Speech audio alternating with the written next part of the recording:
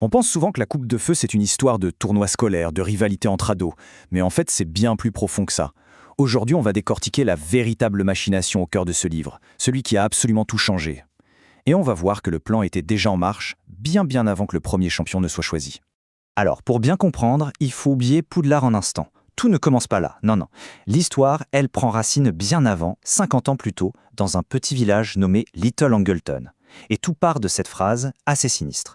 Un triple meurtre jamais résolu. Une famille riche, que personne n'aimait vraiment, et leur jardinier, un certain Frank Bryce, qui a été accusé puis relâché. Officiellement, l'affaire a été classée. Mais en réalité, le mystère, lui, est resté entier.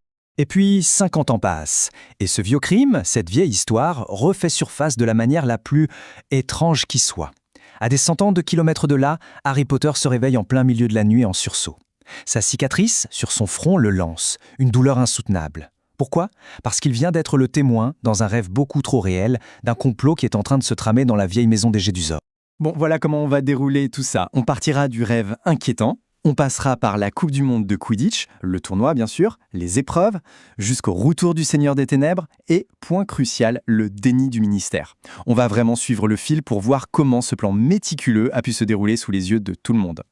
Alors, commençons par ce rêve. Et attention, ce n'est pas juste un mauvais rêve, un simple cauchemar. Non, c'est bien plus que ça. C'est vraiment la toute première pièce du puzzle, le premier signal d'alarme comme un murmure à travers des centaines de kilomètres qui nous dit que, oui, les ténèbres sont en train de s'agiter à nouveau.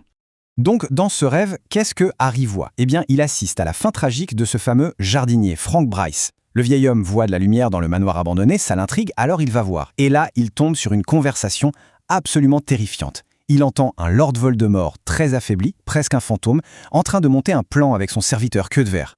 Frank essaie de s'enfuir bien sûr, mais trop tard. Nagini, le serpent de Voldemort, le sent, le repère, et c'est la fin pour lui. Et le pire, c'est que Harry, à des kilomètres de là, voit tout. Il assiste au meurtre, complètement impuissant. Ok, on quitte le silence angoissant de cette maison hantée pour tout l'inverse. L'ambiance survoltée du plus grand événement sportif du monde des sorciers. Le contraste est juste saisissant. Et c'est justement là, au milieu de toute cette fête, que le danger va frapper. Cette fois, en plein jour. L'ambiance est incroyable, vraiment électrique. On a les Vélènes bulgares qui hypnotisent tout le monde, les léprochons irlandais qui font des farces, le match est spectaculaire. Bref, la fête bat son plein. Et puis, tout bascule. La fête tourne au cauchemar. Des sorciers masqués, les mange-morts, débarquent et attaquent le campement. C'est la panique totale. Et comme si ça ne suffisait pas, un symbole apparaît dans le ciel, un symbole que personne n'avait vu depuis des années, la marque des ténèbres. Alors évidemment, la question que tout le monde se pose, c'est qui a fait ça ? Qui a conjuré la marque ? Ça devient l'obsession numéro 1 du ministère de la Magie. Sauf que leur enquête est un fiasco complet. Ils finissent par accuser une pauvre elfe de maison, Winky, mais le vrai coupable, lui, court toujours. Et ça, c'est un premier signe très inquiétant de l'incapacité des autorités à gérer la menace qui monte. Allez, retour à Poudlard où l'atmosphère change du tout au tout. Fini l'angoisse de la Coupe du Monde, place à l'excitation. On annonce la renaissance d'une compétition légendaire, mais aussi connue pour être extrêmement dangereuse. Le tournoi des 3 sorciers. Un grand événement international qui, sur le papier, est censé renforcer les liens entre les écoles de magie. Et pour ce tournoi, on nous assure que les règles sont infaillibles. Dumbledore lui-même trace une ligne d'âge, une barrière magique super puissante, pour s'assurer que seuls les élèves de 17 ans et plus puissent s'inscrire. La sécurité, c'est la priorité numéro 1. Et pour choisir les champions, on a un juge totalement impartial et tout-puissant, la Coupe de Feu. Son choix est final, et la règle est claire, un seul champion par école. Le moment arrive, et la coupe rend son verdict. Pour l'école de Beauxbatons, on a la sublime fleur de la cour. Pour Durstrange, c'est la star internationale de Quidditch Victor Krum. Et enfin, pour Poudlard, le champion, c'est le très populaire et très doué Cédric Diggory. Voilà. 3 champions, tout est normal, la tradition est respectée. Sauf que, non. La tradition est sur le point d'être pulvérisée. Alors que tout le monde applaudit, les flammes de la coupe se rallument. Une dernière fois. Et elle crache un 4e nom, Harry Potter. Stupeur dans la grande salle, c'est l'incompréhension totale. Il est beaucoup trop jeune, il jure qu'il n'a pas mis son nom, mais ça ne change rien. Le jugement de la coupe est un contrat magique. Harry n'a pas le choix, il doit participer. Et voilà, le plan machiavélique vient de se mettre en marche. Et c'est parti. Une série d'épreuves toutes plus mortelles les unes que les autres. Le but est de tester le courage, l'intelligence, la magie des champions.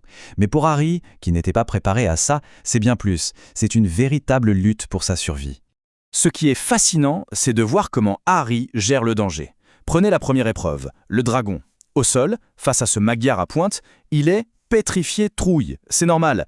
Mais dès qu'il enfourche son balai, dès qu'il est dans les airs, la peur s'envole. C'est son élément. D'un coup, ce n'est plus une épreuve mortelle, c'est juste un match de Quidditch. Et c'est en se raccrochant à ça, à son talent unique, qu'il réussit l'exploit de déjouer le dragon.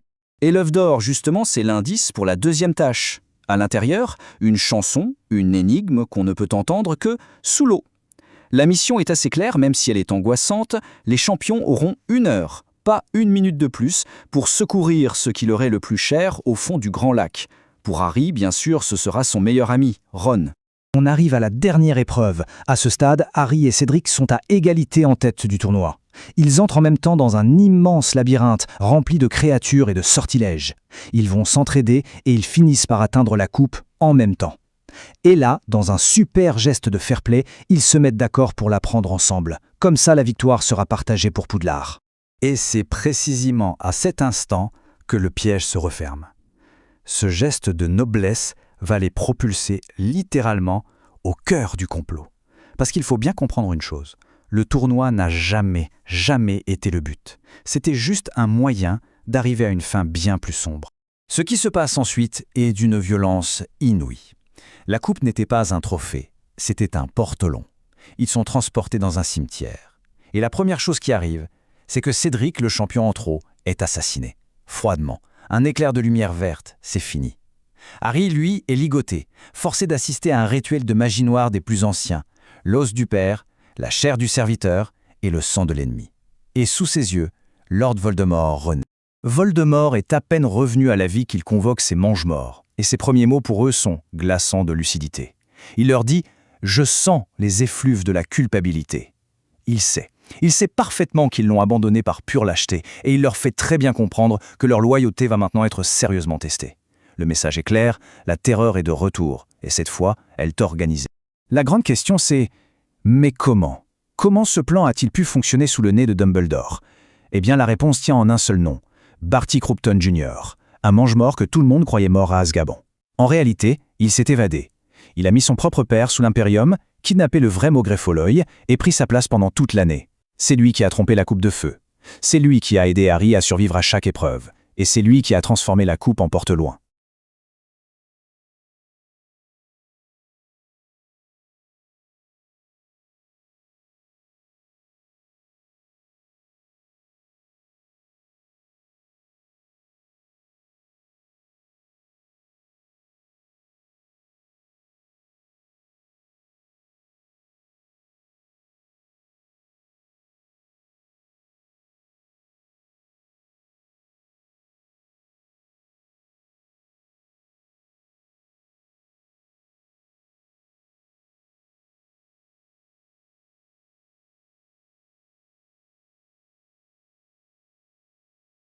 La grande question c'est « Mais comment ? Comment ce plan a-t-il pu fonctionner sous le nez de Dumbledore ?» Eh bien, la réponse tient en un seul nom, Barty Croughton Jr., un mange-mort que tout le monde croyait mort à Azkaban. En réalité, il s'est évadé. Il a mis son propre père sous l'Imperium, kidnappé le vrai Maugrey Folleuil et pris sa place pendant toute l'année. C'est lui qui a trompé la coupe de feu. C'est lui qui a aidé Harry à survivre à chaque épreuve. Et c'est lui qui a transformé la coupe en porte-loin. Chaque étape, chaque soi-disant hasard, tout a été orchestré par lui. Dans un dernier effort, Harry réussit un miracle. Il s'échappe et parvient à revenir à Poudlard, en ramenant le corps de Cédric. Là, tout est révélé, on connaît la vérité. Mais le plus grand combat ne fait que commencer. Et l'obstacle le plus terrible, ce n'est même pas Voldemort. C'est le refus de croire à son retour. Et là, on assiste à un choc frontal entre deux réalités. D'un côté, Dumbledore, qui voit l'urgence de la situation et qui supplie qu'on agisse tout de suite. De l'autre, Cornelius Fudge, le ministre de la magie. Et lui, il est terrifié. Mais pas par Voldemort, non. Il est terrifié à l'idée de perdre son poste, de voir son petit monde confortable s'effondrer. Alors, face à ce choix, il choisit le déni. Le déni pur et simple. Le résultat est absolument tragique. On a les preuves, on a le corps de Cédric, on a les aveux du coupable, mais ça ne suffit pas. Le pouvoir politique choisit de fermer les yeux. Dumbledore se retrouve complètement seul pour affronter la menace. Et Harry, le témoin clé, celui qui a tout vu, est maintenant dépeint comme un menteur, un adolescent qui cherche juste à attirer l'attention. Et tout ça nous laisse avec une question vraiment terrifiante. Si le gouvernement lui-même refuse de voir la menace en face, s'il préfère attaquer et discréditer ceux qui sonnent l'alarme, alors qui va protéger le monde des sorciers? Une nouvelle ère de ténèbres est en train de commencer. Et ce n'est pas seulement à cause du retour d'un tyran, c'est aussi, et peut-être surtout, à cause de l'aveuglement volontaire de ceux dont le travail était de protéger tout le monde.